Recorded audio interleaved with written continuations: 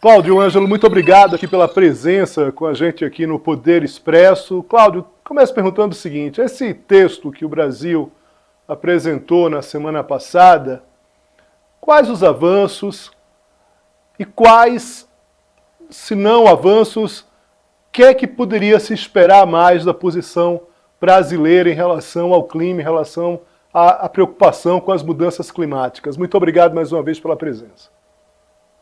Obrigado, Léo. Então, esse plano, né, o plano climático, ele atende por uma sigla dessas complicadas que não significam nada para as pessoas comuns. A sigla chama NDC, Contribuição Nacionalmente Determinada. A NDC do Brasil, e o Brasil foi um dos primeiros 3 países a apresentar esse plano, essa meta climática, ela avança no sentido das políticas públicas, isso ela traz realmente de importante.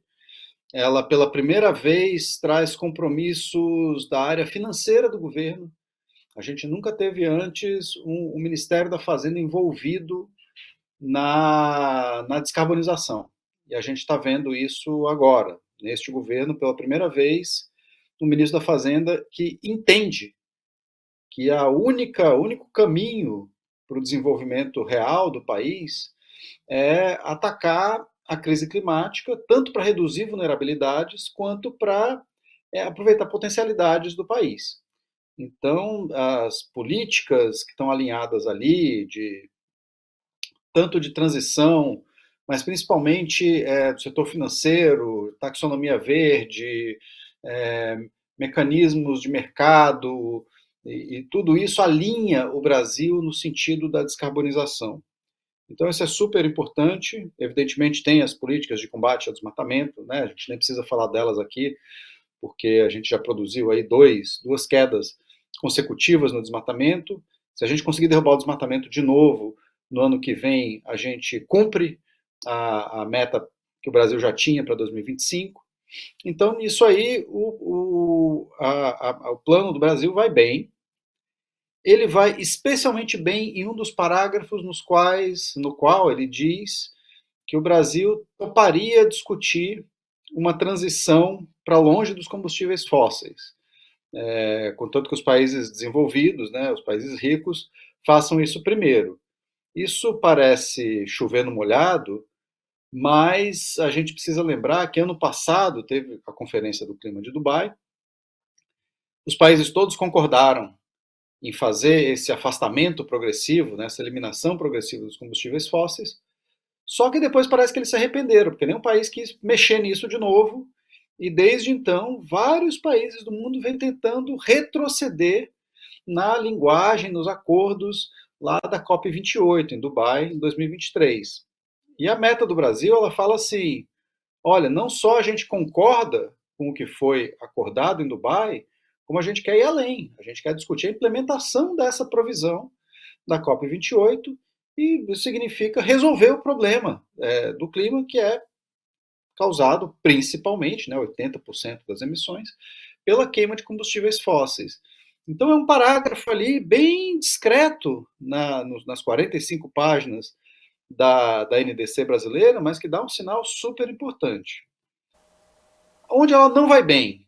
A meta do Brasil tem duas metas, na verdade. O governo vende isso como uma banda, uma variação, mas não é isso. Ela tem dois compromissos absolutamente distintos entre si. Um é 1,05 bilhão de toneladas em 2035, né, de gás carbônico, quer dizer, chegar a 2035 emitindo 1,05 bilhão de toneladas líquidas, e o outro é chegar a 2035 emitindo 850 milhões de toneladas. Entre um e outro, você tem o equivalente a uma Bélgica inteira de emissões. E, evidentemente, quando você for implementar a meta, a menos que haja um sinal claríssimo do governo de que o número que vale é o mais baixo, todos os setores vão querer ficar no número mais alto. E é isso que está escrito lá. Na própria NDC, no texto dela, diz que para efeito de cumprimento das obrigações do Brasil perante o Acordo de Paris, A meta é 1,05 bilhão de toneladas. Então a gente tem pedido ao governo que faça um novo ajuste nessa meta para que as 850 milhões de toneladas se tornem o piso da ambição e não o teto. Muito bem. Cláudio, uma questão importante nesse cenário, você falou aí da comparação com os outros países, é essa vitória de Donald Trump, né, inclusive relacionada à própria COP aqui no Brasil no final do ano que vem. Queria saber como vocês, ambientalistas que trabalham diretamente, se relacionam, claro que tem uma ligação total aí entre países, avaliam esse cenário climático com a vitória de Trump. Se as coisas já não estavam, já eram difíceis com o governo democrata, com Biden, imagino que se tem uma preocupação maior com Trump. Queria falar um pouco sobre isso e como o Brasil e os outros países ali podem conseguir, de alguma forma, se não neutralizar, mas pelo menos mitigar parte do que, pelo menos em relação à própria promessa do Trump, né? A gente acredita, quando um determinado político promete algo, seja favorável ou positivo para a sociedade ou negativo para a sociedade do ponto de vista político, econômico e social, a gente acaba acreditando. Então não tem muito meio termo em relação. Está prometendo, vai acabar cumprindo. Como é que você faz essa avaliação em relação à vitória do Trump e esse cenário climático e para o meio ambiente? Olha, Léo, uma das coisas que a gente precisa entender sobre a extrema-direita é que eles costumam cumprir o que prometem mais do que outros tipos de político. Né? A gente viu isso acontecer no Brasil, a gente viu isso acontecer nos Estados Unidos, no último governo Trump, vimos acontecer na Argentina agora. O Milei talvez ele esteja entregando, né, um pouco menos das tragédias que ele prometeu, mas ele mesmo assim continua entregando. Tanto é que os argentinos, a delegação argentina, foi obrigada pela Casa Rosada a se retirar daqui de Baku, no comecinho da conferência. Bom, a eleição do Trump, ela tem um efeito semelhante ao de uma bomba atômica para o regime climático multilateral, porque os Estados Unidos são o maior emissor histórico, são o segundo maior emissor da atualidade e são o país que mais deve em financiamento climático e mais tem condições de pagar. E quando os Estados Unidos se retiram, e a gente não tem motivo nenhum para duvidar de que o Donald Trump, assim que assumir em janeiro, vai retirar de novo os Estados Unidos do Acordo de Paris, você cria, primeiro, um vácuo de liderança, segundo, um vácuo financeiro, porque ele vai cancelar tudo que os Estados Unidos pagam em financiamento climático com uma canetada, e terceiro, um vácuo de emissões. Porque os Estados Unidos eles são um grande emissor, eles não vão fazer mais nada para cortar suas emissões, portanto, a queda de emissões dos Estados Unidos vai passar a ser mais lenta, ela é inexorável, as emissões americanas já vêm caindo há muitos anos, elas vão continuar caindo, mas de maneira muito mais lenta do que se eles estivessem sob um governo democrata. E os outros países vão ter que se virar para dar um jeito na mudança climática sem os Estados Unidos. A realidade é essa. Isso aqui em Baku produziu um efeito um pouco contraintuitivo. A diplomacia americana que está aqui, que é a diplomacia do Joe Biden, ela está, para um país desenvolvido, e especialmente em se tratando dos Estados Unidos, ela está bastante construtiva até. Eles estão querendo fazer com que isso aqui dê certo, eles estão querendo fazer com que a conferência de Baku resulte, né, em algum momento entre amanhã e sexta-feira, se bem que eu duvido, eu acho que vai entrar pelo sábado ou pelo domingo, mas que resulte de fato, numa nova meta coletiva quantificada de financiamento climático.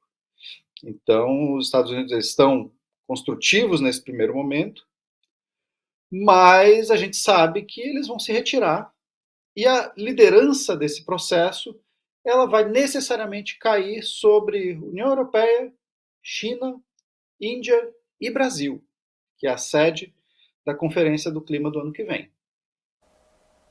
Você acha que, nesse caso, para a COP, como resultado, a intransigência ou mesmo a disposição do governo Trump em relação à questão climática, ela já começa um pouco menor do que se esperava, caso se pudesse ter uma eleição de um democrata nos Estados Unidos? A intransigência do Trump? Não, a disposição do Trump em relação a não seguir modelos aceitáveis em relação ao combate às mudanças climáticas. É isso que eu pergunto. Não, totalmente. O Trump vai fazer um governo de vingança. Isso tá muito claro. Todos os analistas americanos dizem isso, não com base em adivinhações ou em análise de cenário, de conjuntura, mas com base nas coisas que ele vem dizendo e que os auxiliares próximos dele vêm dizendo. A gente não tem motivo nenhum para achar que o segundo governo Trump vai ser mais flexível no seu negacionismo climático ou na sua sede de vingança em relação aos democratas e aos progressistas nos Estados Unidos do que foi no primeiro governo. Então a gente espera que ele saia do Acordo de Paris muito em breve. Não sei se vai ser no primeiro dia de governo, talvez seja. E um medo que as pessoas têm é que ele acabe arrastando com ele outros países que não querem fazer muita coisa. E a gente, na semana passada, teve um caso de quase abandono do acordo, que foi o que aconteceu com a Argentina. O Javier Milei determinou aos seus diplomatas que se retirassem. E agora você não consegue nem mais. Tem argentino precisando de credencial, que não é do governo, precisando de credencial para ficar aqui em Baku e não consegue, porque eles levaram embora todo mundo.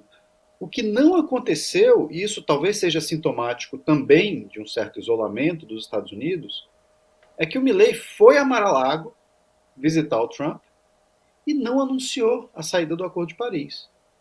Não só isso, ele depois foi ao G20 no Rio de Janeiro com a maior cara lavada, não falou nada sobre isso, ainda arrancou do Lula aí uma concessão, né, uma grana para investimento lá no gás de Vaca Muerta.